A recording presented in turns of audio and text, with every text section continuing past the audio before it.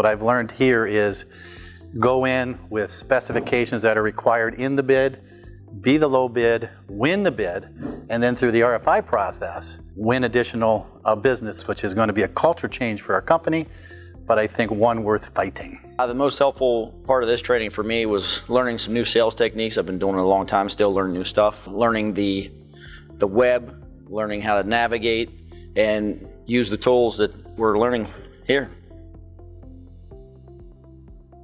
The thing that will help me the most is trying to train other employees that we have at work. I can better myself on my experiences and then share that with all the other guys in the office.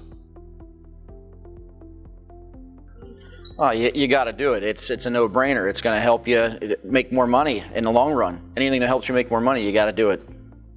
Oh God, got to attend. I mean, this is the greatest class.